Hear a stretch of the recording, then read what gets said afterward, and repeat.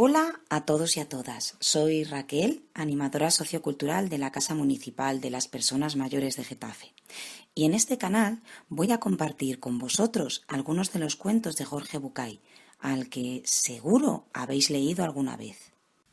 ¿Quién eres? Aquel día, Sinclair se levantó como siempre a las 7 de la mañana.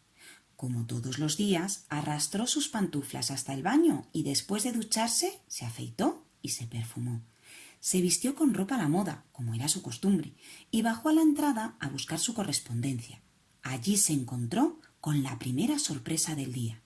¡No había cartas! Durante los últimos años, su correspondencia había ido en aumento y era un factor importante para su contacto con el mundo. Un poco malhumorado por la noticia de la ausencia de noticias, apuró su habitual desayuno de leche y cereales, como recomendaban los médicos, y salió a la calle. Todo estaba igual que siempre. Los vehículos de costumbre transitaban las mismas calles y producían los mismos sonidos en la ciudad, que se quejaba igual todos los días.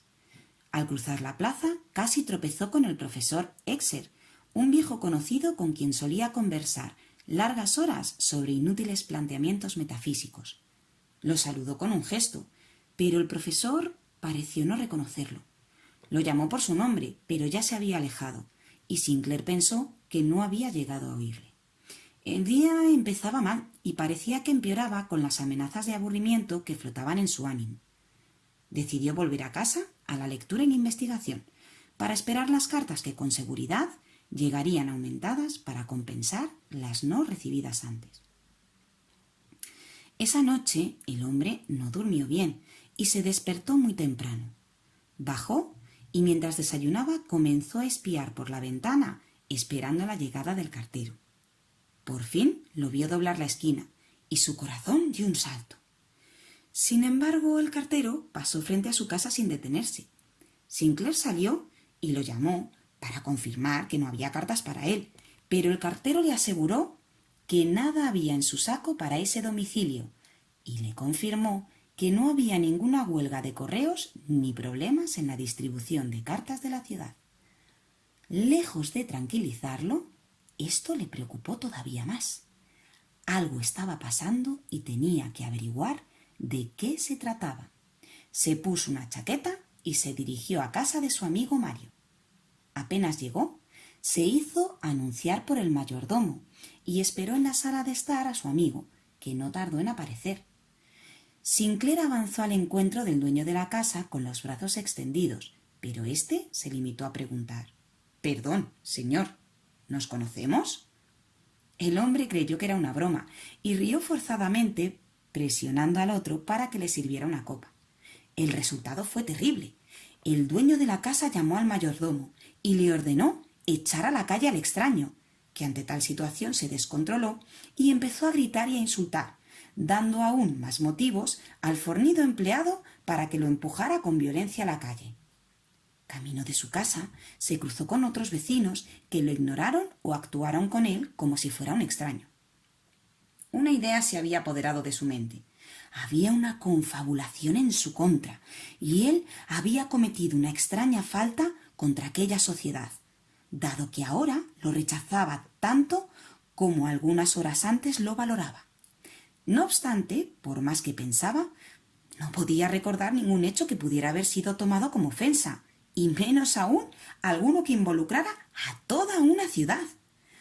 Durante 2 días más se quedó en casa esperando correspondencia que no llegó, o anhelando la visita de alguno de sus amigos que, extrañado por su ausencia, tocara a su puerta para saber de él. Pero no pasó nada. Nadie se acercó a su casa. La señora de la limpieza faltó sin avisar y el teléfono dejó de funcionar. Entonado por una copita de más, la quinta noche Sinclair decidió ir al bar donde siempre se reunía con sus amigos para comentar las tonterías cotidianas.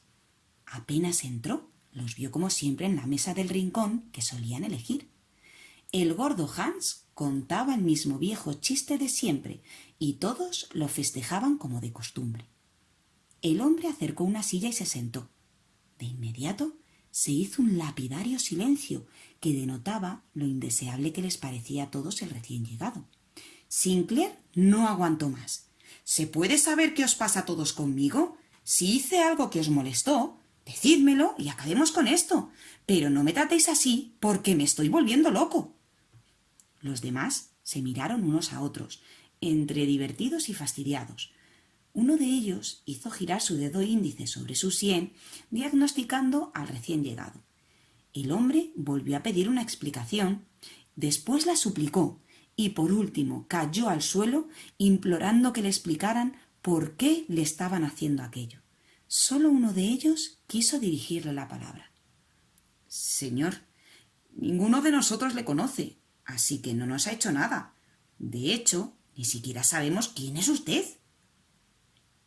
Las lágrimas empezaron a brotar de sus ojos y salió del local, arrastrando su humanidad hasta su casa. Parecía que cada uno de sus pies pesaba 1 tonelada. Ya en su cuarto se tiró sobre la cama. Sin saber cómo ni por qué, había pasado a ser un desconocido, un ausente. Ya no existía en las agendas de sus corresponsales, ni en el recuerdo de sus conocidos, y menos aún en el afecto de sus amigos. En su mente aparecía un pensamiento, como un martilleo, la pregunta que los demás le hacían y que él mismo empezaba a hacerse. ¿Quién eres? ¿Sabía él realmente contestar esa pregunta?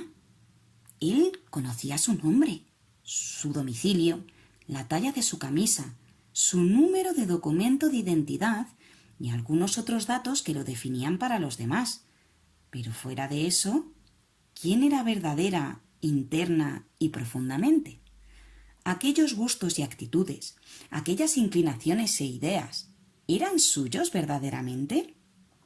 ¿O eran, como tantas otras cosas, un intento de no defraudar a quienes esperaban que él fuera quien había sido?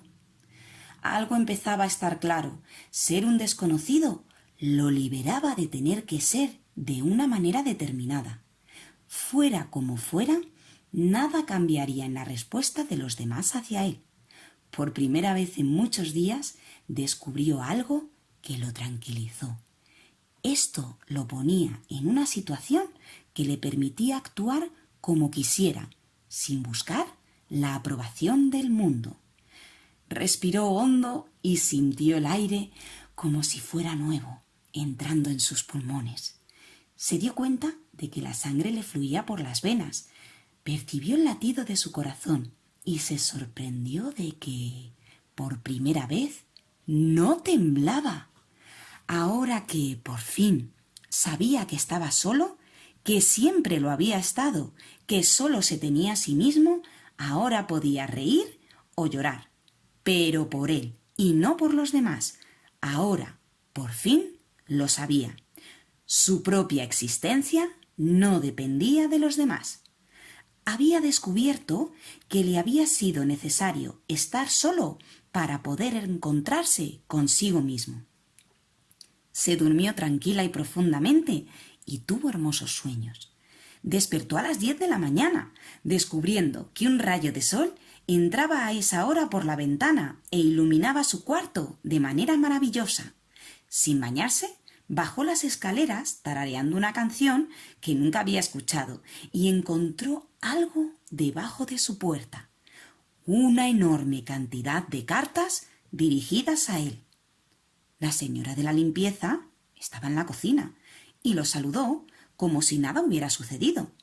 Y por la noche, en el bar, parecía que nadie recordaba aquella extraña noche de locura.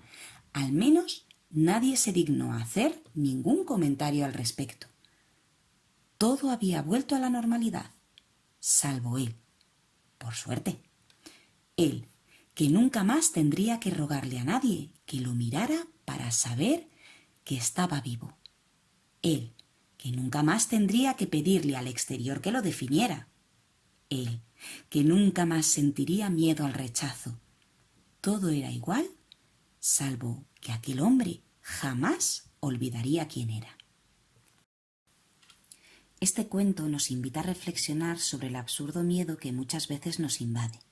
El miedo a que los demás nos rechacen. A veces nuestra única motivación es agradar a los demás y hacemos lo que sea necesario para conseguir su aprobación. Por eso, de vez en cuando, necesitamos estar solos para poder encontrarnos con nosotros mismos. Necesitamos alejarnos del mundo para darnos cuenta de nuestro propio valor. Si le damos demasiada importancia a lo que dicen o piensan los demás de nosotros, nos olvidamos de escuchar a nuestro propio ser y lo que realmente deseamos o no en nuestra vida. Nos olvidamos de disfrutar siendo nosotros mismos, sin prejuicios.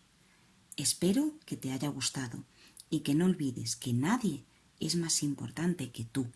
Así que relájate y no te obsesiones por agradar a nadie que no seas tú mismo. Nos vemos en el próximo cuento.